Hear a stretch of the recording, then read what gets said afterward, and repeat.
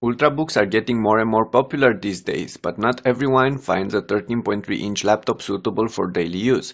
So here's where devices like the 2012 version of the Dell XPS 14 could come on scene. The Dell XPS 14 is a stylish ultrabook, although slightly beefier than the average devices in this class, but also more powerful and able to last longer on a single charge. But is this combo good enough to catch potential buyers? Watch the rest of this clip and you'll find out.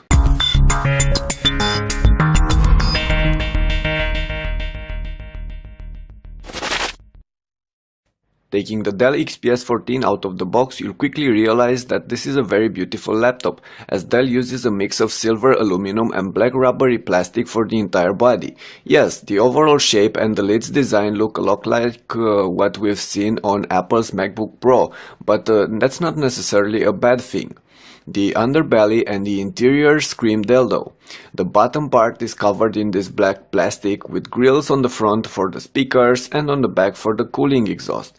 Lifting the lid, there's the same rubbery finish used for the interior. In fact, the entire design is so simple, without any bling, without any extra stickers. It's just clean and stylish, and that's why I like it.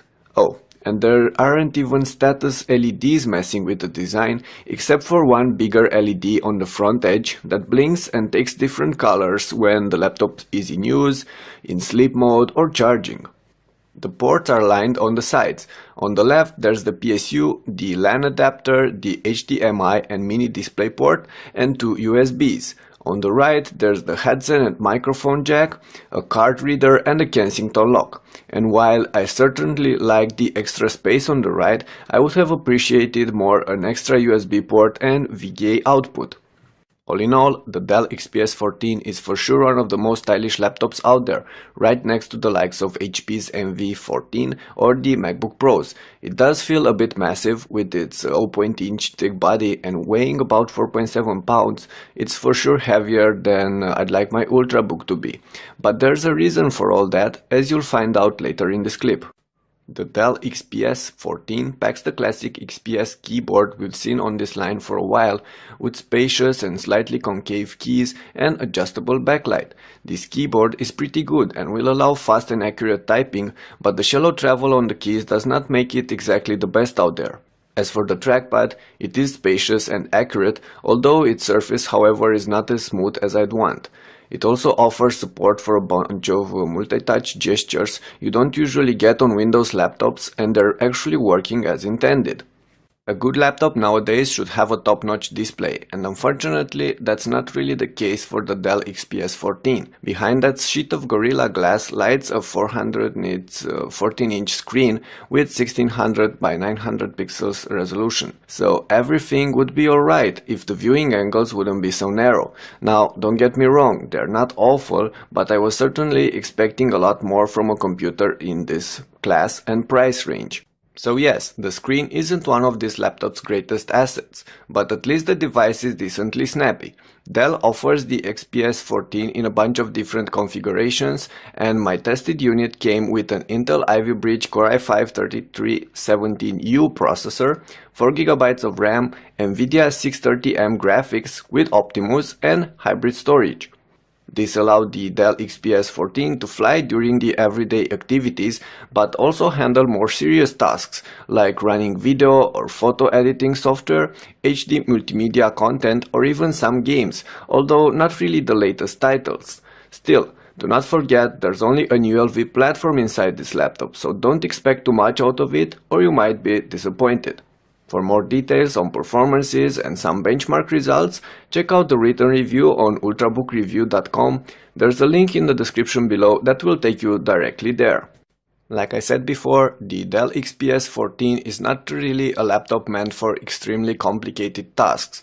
That's why it will become a little bit hot and noisy when pushed when rendering videos or running games, for instance. On the other hand, you'll hardly have any issues with temperatures or noise during the average daily use, and I'm sure that's what you'll use this laptop most for. Dell decided to fit a bigger than average 69 Wh battery inside the XPS 14, and this is why this laptop is a bit too chubby and heavy, but this also helps the laptop run for about 6 to 7 hours during daily use on a single charge, and this is better than most other ultrabooks can offer right now. So there is a trade-off here, increased battery life for a slightly bulkier package, but that's one I am more than happy to take. As for the prices, the Dell XPS 14 will start at about $1,100 for the base configuration, which is pretty close to the one we've tested here. You can easily configure your own option on Dell's website, but adding extra options can easily see the prices skyrocketing, as some of the upgrades like going for SSD storage or a Core i7 processor are obscenely pricey. All in all, the Dell XPS 14 is an interesting laptop. Like most XPSs, build quality and aesthetics are some of its greatest assets, next to the comfortable keyboard and trackpad. And the battery life is something that sets this particular unit apart from most of the competitors. But then again, so does the price, and the screen is for sure something Dell should have taken better care of, as it's just not good enough for a laptop in this price range. However, I'm not really sure who's Dell trying to target with their 2012 XPS 14. This laptop is not really as portable as a 13.3-inch Ultrabook, but it doesn't offer a massive increase in performances either, and it's still built on an Intel ULV hardware platform. Thus, as a potential buyer, Dell makes you choose between their light XPS 13, their powerful XPS 15, and this one, that goes just in the middle, offering a trade-off between the two. But is this trade-off good enough to take? Well, that's up to you to decide, of course, but I for one feel that I'd rather go for either of the two other options based on my needs, mobility or speed. Alright, that's it with this video review. I hope you enjoyed it, and if you did, don't forget to share it to your friends.